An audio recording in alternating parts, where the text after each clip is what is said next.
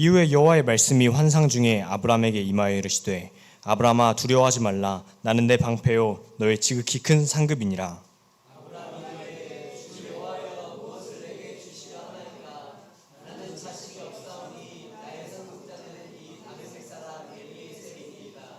아브라함이 또 이르되 주께서 내게 씨를 주지 아니하셨으니 내 집에서 길린 자가 내 상속자가 될 것이니이다.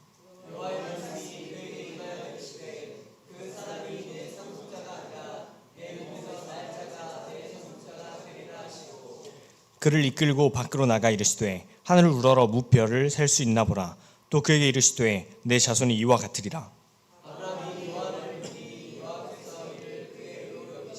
다 함께 읽으시겠습니다.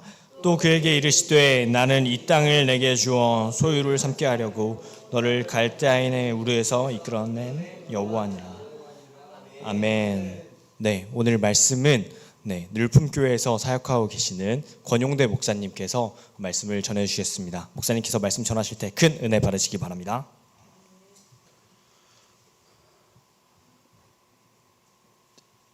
낯선 분들도 좀 계시고 하셔서 저는 다 알 거라고 생각을 하고 왔는데 그렇지는 않군요. 제 소개를 조금 하는 것이 필요할 것 같다 생각이 듭니다. 김성택 목사님하고는 89년도에 대학교 1학년 때 만나서 3, 4년 정도. 제가 더 어려 보이죠? 예. 저보다 나이가 좀 많아요. 그분은 재수 3수하고 오셨고 저는 바로 들어갔기 때문에 사석에서는 제가 형이라고 부르고 있습니다. 그 30년의 사역들을 중간에 같이 하기도 하고 또 각자의 삶들도 있었고요. 가장 최근에는 요 예배당을 꾸미는 이 페인트 칠 이런 것도 제 손이 곳곳에 묻어 있어요. 지난번 왔을 때는 작업복을 입고 여기 왔다 갔다 했는데 오늘은 이렇게 정장을 하고 있으니까 또 느낌이 새롭다 생각이 듭니다. 예배당을 이렇게 옮기고 더 예배 분위기가 좋아졌다는 이야기를 들었었는데 오늘 예배를 드려보니 정말 그런 것 같다 생각이 들어요. 마음을 다해 찬양하는 모습들이 되게 큰 은혜였습니다. 오늘 설교 중에도 하나님 은혜로 함께 하시리라 믿습니다. 또 이 시간에 이제 우리 김성택 목사님은 김포에서 설교하고 계실 텐데 그곳에서도 하나님 큰 은혜로 채우시리라 믿습니다. 저는 오늘 언약, 하나님의 약속이라는 이제 주제를 가지고 여러분과 함께 말씀을 나누려 합니다. 하나님의 약속이 우리의 믿음과 어떤 관계가 있으며 우리를 어떻게 하나님의 말씀이 믿음으로 이끌어 가시는가에 관한 것에 관해 아브라함이라는 인물을 가지고 함께 생각을 해보려고 합니다. 먼저 질문을 하나 드리고 시작할게요. 하나님이 우리에게 이렇게 성경을 주셨어요. 하나님 말씀을. 왜 성경책을 주셨을까요? 왜 성경을 우리에게 주셨을까요? 간단해요. 하고 싶은 말이 있어서 그렇죠. 전화하는 사람은 하고 싶은 얘기가 있으니까, 편지 보낸 사람은 하고 싶은 얘기가 있으니까 하나님이 우리에게 굳이 하나님 말씀을 적어서 이렇게 책으로 주신 것은 우리에게 하고 싶은 말씀이 있어서입니다. 그러므로 우리가 성경을 읽을 때 가장 기본적이고 좋은 태도는 뭐냐면 하나님이 하고 싶은 말이 뭘까? 그 생각을 하며 성경을 읽는 거예요. 그러니까 성경을 읽을 때 하나님이 여기서 무슨 말씀을 하고 싶은가 생각을 하고 읽는 것이 가장 좋고 기본적인 자세라 할 수 있습니다. 우리는 성경을 통해 크게 두 가지를 알게 되는데 첫 번째는 하나님이 어떤 분인가 하는 것을 알게 됩니다. 그 사람의 말은 그 사람을 나타내요. 제가 지금 이렇게 말을 하고 있으면 여러분은 제 설교의 내용도 듣겠지만 아마 예배가 다 끝나고 나면 여러분들이 모여 앉아서 저에 대한 얘기를 할 거예요. 그 사람은 사람이 좀 이래 보여. 그건 좀 저래 보여. 왜냐하면 저는 말을 하고 있는데 여러분은 저를 보고 계십니다. 그러므로 성경을 통해 우리는 하나님이 어떤 분인가를 발견하고 하나님에 대해 배울 수 있습니다. 또 하나 성경을 통해 우리는 무엇을 하냐면 말씀드린 것처럼 하나님의 뜻이 무엇인가를 우리는 깨닫게 됩니다. 하나님이 여기에 하나님 말씀을 적어서 우리에게 주신 것은 그냥 잡담을 하거나 심심해서 뭔가를 끄적끄적 거리신 게 아니라 분명한 목적을 가지고 기록하신 것이기 때문에 성경을 통해 우리는 하나님이 무엇을 말씀하고 계시는가, 하나님의 뜻이 무엇인가를 우리는 발견하게 되고요. 조금 더 나아가서 성경을 대하고 있는 지금 나에게 주시는 하나님의 뜻은 무엇인가도 우리는 성경을 통해 발견하게 됩니다. 그것이 매우 중요한 이유가 하나님 말씀에서 우리의 믿음이 생겨나기 때문에 그렇습니다. 우리가 잘 아는 성경을 하나 찾아볼까요? 로마서 10장 17절입니다. 이렇게 뒤로 신약으로 가셔서 로마서 10장 17절 말씀을 한번 찾아보겠습니다.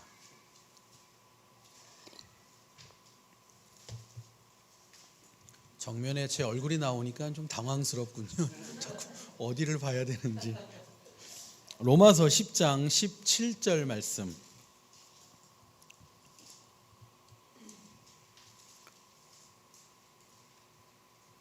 로마서 10장 17절 우리 한 목소리로 같이 읽겠습니다. 그러므로 믿음은 들음에서 나며 들음은 그리스도의 말씀으로 말미암았느니라. 아멘. 여기 분명히 하나님 말씀하고 계세요. 믿음은 하나님 말씀에서부터 시작합니다. 오늘 우리는 아브라함을 통해서 우리가 가진 믿음이 어떻게 생겨나고 그 믿음이 어떻게 유지될 수 있는가에 대해 함께 생각을 해보려고 합니다. 본문으로 돌아와 창세기 15장을 보시면 1절은 이후에로 시작을 하고 있습니다. 제가 1절을 다시 읽겠습니다. 이후에 여호와의 말씀이 환상 중에 아브라함에게 임하여 이르시되 아브라함아 두려워하지 말라 나는 내 방패요 너의 지극히 큰 상급이니라 라고 말씀하십니다. 여기 보면 하나님이 아브라함에게 나타나셔서 이렇게 말씀하세요. 아브라함아 두려워하지 마라 나는 내 방패고 너의 큰 상급이야 라고 말씀하세요. 이렇게 말씀하시는 이유는 하나님이 아브라함 마음에 어떤 두려움이 있다는 것을 알고 계셨기 때문이에요. 아브라함 안에 뭔가 두려움이 있었어요. 그래서 하나님 나타나셔서 걱정하지 마 내가 너의 방패야 내가 너의 상급이야 라고 말씀하고 계시는 거예요. 그러면 아브라함 마음에 있던 두려움은 무엇인가 그거를 알게 해주는 힌트가 1절을 시작하는 이후에 라는 단어입니다. 그 앞에 뭔가 있었다는 얘기죠. 그 앞에 뭐가 있었나를 14장이 설명하고 있는데 제가 짧게 설명드리면 14장에 어떤 내용이 나오냐면 가나안 땅에 살고 있는 가나안 원주민들 9개 족속이 두 패로 나누어 전쟁을 벌이게 됩니다. 근데 그런 전쟁의 소용돌이에 아브라함의 조카 롯이 휘말려서 포로로 붙잡혀요. 재산도 뺏기고 그 소식을 들은 아브라함이 자기 집에 데리고 있던 사병 군사 318명을 데리고 저 북쪽 단까지 쫓아가서 추격을 해서 재산도 다 돌려찾고 롯도 구해 돌아오게 됩니다. 승리를 거둔 거지요. 그런데 아브라함 마음에는 불안이 생겼어요. 어떤 불안이냐면 아무리 오늘 전투에서는 내가 이겼다 하더라도 저들은 여기에 터전을 잡고 사는 원주민들이잖아요. 아브라함은 딴 데서 이사 온 사람, 이방인, 히브리인이에요. 그러니까 오늘은 내가 이겼다 하더라도 저들은 여기에 원래 터전을 잡고 살고 있는 사람이 더구나 연합군을 형성하고 있기 때문에 언제든 복수하고 보복을 당할 수 있습니다. 더구나 지금처럼 뭐 군사제도, 정치제도, 법이 있어서 어떤 법적인 보호를 받을 수도 없는 때였어요. 그러므로 그 당시에는 나를 지킬 수 있는 유일한 길은 나 또는 내 가족 내가 가지고 있는 군사. 그래서 아브라함도 집에 사병을 거느리고 있는 상황입니다. 그러니까 아브라함 마음에 오늘은 내가 이겼지만 저들이 나를 보복하면 어떨까 하는 두려운 마음이 생겼던 것 같아요. 그걸 아시는 하나님이 나타나셔서 아브라함아 두려워하지 마. 내가 너와 함께 할 거야. 너의 방패야. 너의 상급이야 라고 위로하고 계시는 거예요. 근데 2절에 아브라함의 반응이 희한합니다. 2절을 한번 볼까요?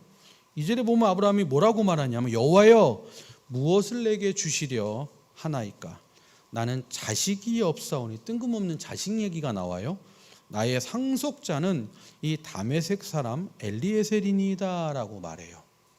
하나님은 야 걱정하지 마 내가 너와 함께 할 거야 도와줄 거야. 그런데 아브라함은 반응이 우리 같은 믿음의 사람이면 고맙습니다 땡큐 아버지 이렇게 나와야 되는데 뭔가 태도가 이상해요.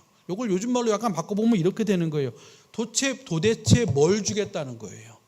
나는 자식도 없는데.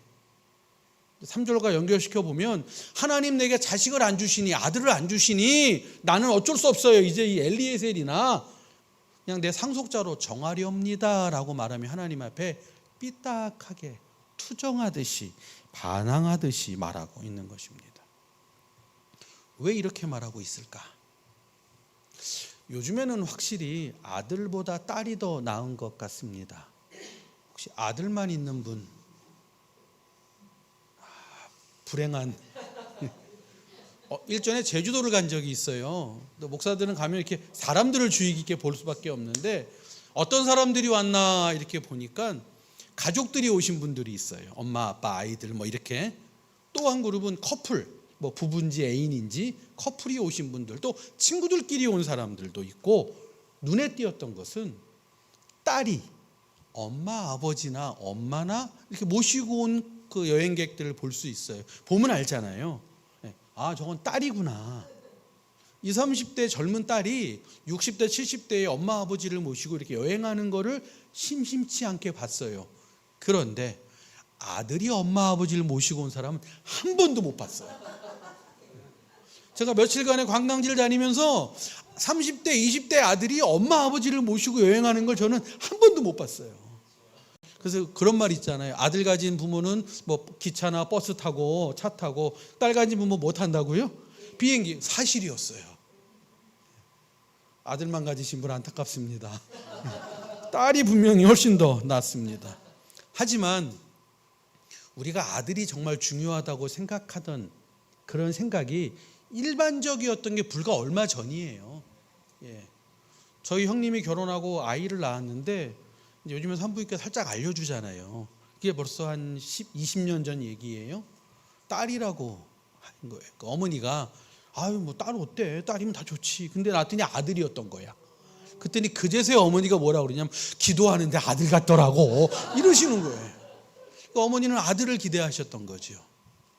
지금은 딸이 더 낫다고 말을 하지만 여기 계신 분들 중에서도 아마 아들을 더 선호하는, 여전히 마음속에 아들이 있어야지라고 생각하는 분들이 있을 겁니다. 왜냐하면 아들이 없다는 건 그 당시에, 지금도 그렇습니다만 우리 사회 중에 한 부분은 아들이 없다는 거는 내 이름이 끝나는다, 우리 집안이 끝난다 라는 생각들을 하고 있었어요. 그래서 우리 기독교적인 표현은 아닙니다만 제사밥은 누가 차려주나 이런 말 우리 옛날에 많이 했었어요. 그래서 아들이 없다는 거는 다른 모든 거를 다 가지고 있어도 아들이 없는 사람은 마치 아무것도 가지지 못한 사람 같이 여기던 풍습이 우리나라에도 불과 얼마 전까지만 해도 있었습니다. 아브라함 시대는 더 심했겠죠. 아브라함이 그랬어요. 아들이 없다. 나에게는 아들이 없다는 것이 그의 마음에 늘 무거운 짐이었습니다. 가나안으로 이주해 와서 어느 정도 이제 살 만큼 됐어요. 경제적으로도 넉넉해졌고 부유해졌어요. 집안에 내가 데리고 있는 군사만 300명이 넘잖아요. 그리고 괜찮아요. 살만해요. 그런데 그에게는 큰 약점이 있었는데 바로 아들이 없었다는 겁니다. 그 말은 내가 지금 이 많은 것들을 일구었으면 뭐해? 다 허당인데, 다 끝인데, 아무것도 이어줄 것이 없는데 라는 허탈감이 그의 마음에 크게 자리 잡고 있었다고 우리는 충분히 생각할 수 있습니다. 그런데 그런 깊은 슬픔, 아픔들이 언제 나오냐면 삶의 어려움과 위기가 찾아올 때, 예를 들어 아내 마음속에 남편에 대한 미움이 있어요. 근데 평상시엔 잘 숨기고 잘해줘. 근데 아들이나 딸이 뭔가 문제가 생겨. 그때 그게 올라 너 때문에 그러잖아 이러면 남편에 대한 원망이 그때 올라오거든요. 다 이해하시는 얼굴들이 계시는데 아브라함이 그랬던 것 같아요. 아브라함 마음속에 아들이 없다는 게 큰 마음의 상처였고 힘들었는데 어려움을 겪었어요. 두려움이 생겼어요. 저 가나안 족속이 나를 향해 공격해 오면 어떡하나 하는 불안이 생기니까 저 밑에 있던 아들이 없다는 불안감, 그게 쭉 위로 올라오는 거예요. 하나님이 나타나서 야 걱정하지 마, 두려워하지 마라고 말하니까 부하가 확 치밀어 올라서 뭘 두려워하지 마, 아들도 없는데, 이렇게 말하는 근거가 있어요. 왜냐하면 아브라함이 처음에 갈대아 우르에서 하나님 따라 나올 때 하나님이 약속했거든요. 내가 너로 큰 뭘 만들어줘? 민족을 만들어주겠다고 약속했거든요. 지금 아브라함의 15장에서 아이는 딱 쓰고 있지는 않지만 16장에 보면 이제 그 하갈을 통해 이스마엘을 낳았을 때가 86세라고 기록하고 있는 걸 봐서 지금은 한 85세쯤 되지 않았을까 예상해 볼 수 있어요. 그렇다면 가나안 땅으로 들어온 지, 하나님 말씀 따라 갈대아우를 떠난 지 약 10년 정도 된 시기입니다. 아니 자식을 낳는 것도 때가 있잖아요. 내가 벌써 85세야.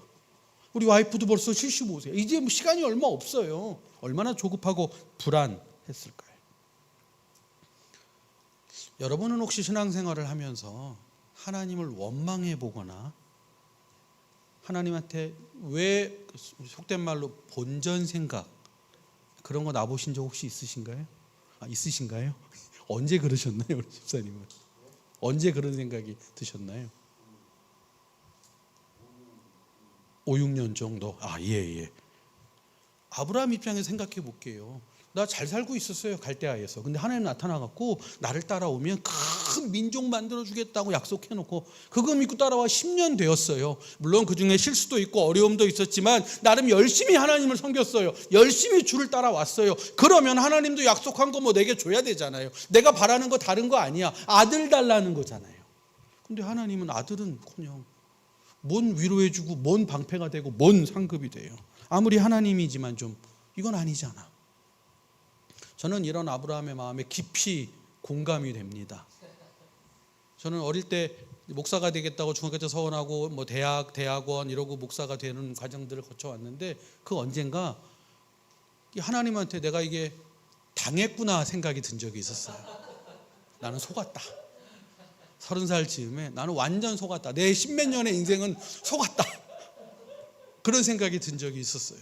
그래서 하나님을 향해 사기꾼이라고 그러고 삿대질을 하고 욕을 하고 악을 썼던 경험이 있습니다. 우리도 그런 경험이 있어요. 그래도 어느 날 예수 만나서 나 구원해 주신 감격 너무 고마워. 예배하고 헌금하고 기회가 주면 봉사하고 어디 가서도 그리스도인이라는 생각 때문에 남들처럼 잘 안 어울리고 그래도 어떻게든 해보려고 애를 쓰고 있는데 그렇게 한 10년쯤 됐으면 하나님이 내 삶에 좀 뭔가 주셔야 되잖아요. 내가 무슨 우주여행을 보내달래? 내가 삼성그룹 회장이 되게 해달래? 우리 그런 기도 안 하잖아요. 우리가 기도하는 건 뭐냐면 그저 우리 가정이 좀 화목한 거, 우리 아이들이 건강하게 자기 길을 찾아가는 것, 그리고 내가 하는 그 작은 사업 그거 그냥 밥이나 먹게 해달라 그런 거 아니에요. 우리가 무슨 뭐 대단한 걸 뭐 우주를 뭐 세계를 구해달라고 우리 그런 거 기도하지도 않아요. 근데 하나님이 내가 이렇게 애를 쓰고 수고하면 좀 뭘 해줘야 되는 거 아닌가 하는 생각이 들 때가 있습니다. 가끔은 내가 진짜 필요하고 기도한 것 그걸 꼭 안 해주는 것 같이 느껴질 때가 있어요. 그때 되면 하나님께 서운한 마음이 생깁니다. 낙심이 되고 두렵고 지치고 속았나? 이런 생각이 들 때가 있습니다. 아브라함이 지금 그런 상황이라고 저는 생각합니다. 그런데 하나님이 참 신기한 것이 그런 아브라함의 투정에 아들도 안 주면서 하는 아브라함의 투정에 하나님 이렇다 저렇다 말을 안 해요. 그리고는 아브라함을 데리고 밖으로 나갑니다. 때는 밤이었고요. 사막의 밤에 하늘을 보니까 별들이 반짝반짝하게 빛나고 있었습니다. 그 캄캄한 밤 아무도 없는 고즈넉한 사막에 마치 아버지가 아들의 어깨에 손을 얹고 나란히 앉은 듯이 앉았을 거라고 저는 보여져요. 그냥 약간의 상상을 더하면. 그리고는 아브라함에게 말합니다. 아브라함아, 5절에 나오는 내용인데요. 저 하늘의 별을 봐봐. 저 별을 셀 수 있을까? 네 자손이 저 별과 같이 많아질 거야 라고 말씀하십니다. 하나님은 아브라함에게 야, 너 그것도 못 참아? 왜 나를 못 믿어? 이렇게 하지 않으셨어요. 저희도 아이들을 이렇게 잘 키워야 되겠다는 생각에 교회 아이들을 해외 비전 트립을 보내고 있습니다. 과거에 중국 갈 때 우리 산예교회랑 같이 갔었어요. 산예교회 아이들이랑 저희 아이들도 같이 중국을 다녀오기도 했었고요. 뭐 일본도 물론 시차가 있습니다만 일본을 가기도 하고 코로나가 시작되기 전 2019년에 저희 아이들은 미국을 갔었어요. 근데 그래도 또 잘 보여주고 싶고 뭐 이런 마음에 돈을 많이 써서 뭐 이것도 하고 공연도 보고 그 중에 하나 제 야심작이 있었는데 그랜드 캐년이라고 가보시거나 들어보신 적 있죠? 거기에 헬기를 타고 그랜드 캐년을 가는 프로그램이 있어요. 40분에 50만 원이에요, 1인당. 저희가 13명인가 인솔자까지 저랑 같이 사역하는 목사님이 인솔에 갔는데 13명인가가 그것만 600만 원이 넘는 돈을 들여서 헬기를 태워줬어요. 그리고 아이들이 돌아왔죠. 저는 아이들이 뭐가 제일 좋았을까? 라스베가스 공연이 좋았을까? 헬기가 좋았을까? 하고 물어봤어요. 뭐가 제일 좋았니? 그랬더니 아이들이 너무 황당하거나 은혜롭기도 했어요. 나중에는 그 프로그램 중에 하루 미국 사막에 사는 인디언 마을에 가서 사막에서 하룻밤 인디언 텐트에서 자는 프로그램이 있었어요. 그래서 인디언 같이 이렇게 생활도 하고 텐트에서 자는데 그 텐트가 좀 불편했나 봐요, 아이들이. 그래갖고 녀석들이 그 깔개를 들고 밖으로 나온 거야. 밤에 하늘을 보면 이렇게 밖에 누워 있었던 거지요. 그러다가 어떤 아이 하나가 찬양을 불렀대요. 그랬더니 그 10몇 명의 모든 사람이 그 찬양을 따라 부르면서 눈물을 흘리고 하나님을 고백했다는 거예요. 우리는 큰 자연의 큰 것들을 보면 경외감을 느낀다는 표현을 쓰잖아요. 아이들이 그날 그 하늘을 보면서 하나님의 크심, 여기서는 볼 수 없었던 그 하나님이 만드신 세상을 경험한 게 아닌가 싶어요. 그러고 보면 우리 하나님 참 로맨틱하다 생각도, 낭만적이라는 생각이 들어요. 아브라함하고 입씨름을 안 하시고 아브라함의 손을 잡고 밖으로 나가셨어요. 그리고 밖에 깜깜한 밤 그 높이 솟아있는 수많은 별들을 보면서 아브라함아, 네 자손이 저 별처럼 될 거야 라고 보여주십니다. 그렇게 하나님의 말을 듣고 별을 보던 아브라함 마음이 울컥해지고 뜨거워졌습니다. 나는 의심했는데, 하나님 내 기도 안 들어준다고 낙심했는데, 나는 왜 이 모양인가 절망하고 있고 하나님한테 화가 났는데 우리 하나님은 다 준비하고 계셨구나라는 생각에 다시 마음이 뜨거워졌어요. 그래서 오늘 15장 6절에 보면은요, 아브라함이 하나님을 고백합니다. 하나님을 믿으니라고 나와요. 그러니까 말로 바꾸면 하나님 제가 믿습니다라고 말한 거죠. 아브라함이 믿었다는 말이 여기 처음 나와요. 15장에. 근데 아브라함이 내가 믿습니다라고 말하니까 하나님의 더 놀라운 말이 이어지는데, 믿으니 그 다음 구절 우리 같이 읽겠습니다. 여호와께서 이를 그의 의로 여기셨다고 말해요. 믿는다고 말한 아브라함에게 하나님이 네가 의로운 사람이야 라고 말하고 있다는 것입니다. 여기서 우리는 아브라함의 믿으니를 좀 생각해 볼 필요가 있어요. 아브라함이 믿으니라고 써놓으니까 마치 아브라함이 주도권을 가지고 하나님을 한번 좀 따져봐야 되겠어, 검토해봐야 되겠어, 내가 테스트해봐야 되겠어, 내가 주도적으로 하나님에 대해 검사하고 확인하고 그래 이렇게 체크를 했으니까 믿을만해 라고 해서 믿으니라고 써놓은 것처럼 생각할 수 있지만 그렇지 않습니다. 아브라함이 하나님을 처음 만나는 장면 12장에서 말씀드린 것처럼 하나님이 아브라함을 찾아가요. 그리고 하나님이 일방적으로 아브라함에게 약속을 하십니다. 그리고 가나안 땅에 들어와 아브라함이 사는 지난 10년간 아브라함은 아내를 누이라고 속이기도 하고 여러 가지 어려움에 처하지만 그때마다 하나님은 아브라함을 도와주세요. 조금 전 14장에서도 전투에 승리할 수 있었던 것은 하나님이 그를 도와주셨기 때문이에요. 그렇게 하나님은 아브라함의 삶에 계속 개입하고 나타나시면서 그때마다 뭐라고 말하냐면 내가 너로 큰 민족을 만들 거야, 내가 너에게 약속을 줄 거야, 내가 너의 약속을 지킬 거야 라고 반복해서 아브라함에게 하나님의 약속을 확인시켜 주십니다. 그리고 오늘 15장에서 의심하고 낙심하고 화가 나 있는 아브라함에게 다시 하나님은 그의 손을 잡고 하늘의 별까지 보여주면서 내가 너의 한 약속을 지킬 거야 라고 말씀하고 있다는 것입니다. 뿐만 아니라 17장 22장에서도 하나님은 아브라함에게 계속 나타나시면서 하나님이 하셨던 언약의 말씀을 반복적으로 그에게 들려주십니다. 그러니까 아브라함이 믿으니가 되었다는 것은 그가 검토해보고 생각해보고 믿은 게 아니라 하나님이 계속해서 말해주시니까, 하나님이 내 삶에 계속 나타나시니까 어느 날 믿어지게 된 겁니다. 믿으십니까? 아브라함이 믿으니라는 말은 아브라함이 믿었다는 말이 아니라 믿어지게 된 것입니다. 하나님 때문에, 하나님의 행하심 때문에, 하나님의 약속 때문에, 하나님의 열심 때문에. 아브라함만 그런 것이 아니에요. 하나님 우리에게 약속을 주시고 그 약속을 성경을 통해 얼마나 이루어 가시는지를 우리에게 보여주고 계세요. 창세기에 아담과 하와가 범죄하여 그들을 에덴 동산에 쫓아내실 때도 하나님 그들에게 가죽옷을 지어 입히셨어요. 그 전에는 살생이 없었는데 하나님의 인간을 위해 동물을 죽이셨습니다. 그리고 그에게 언약의 말씀을 주셔요. 창세기 6장에 인간들이 죄에 빠져 이 세상을 심판해야 할 때도 하나님은 노아의 가족을 구원하시면서 그들에게 무지개를 보여주시면서 뭐라고 그러냐면 내가 다시는 물로 심판하지 않을 거고 저 무지개가 그 약속의 언약의 증표라고 말씀하십니다. 그 외에도 하나님은 성경에 수많은 인물들을 보여주시면서 하나님의 약속이 반드시 이루어진다는 것을 우리에게 보여주고 계십니다. 성경은 크게 구약과 신약으로 나누어져 있잖아요. 그 구약, 신약할 때 약자가 약속하다의 약자입니다. 그러니까 성경은 하나님의 말씀인데 어떤 말씀이냐?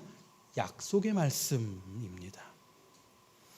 하나님이 성경을 왜 기록하셨을까? 그거는 우리에게 하고 싶은 말이 있어서라고 제가 말씀드렸는데 어떤 말이 하고 싶었냐면 약속의 말씀입니다.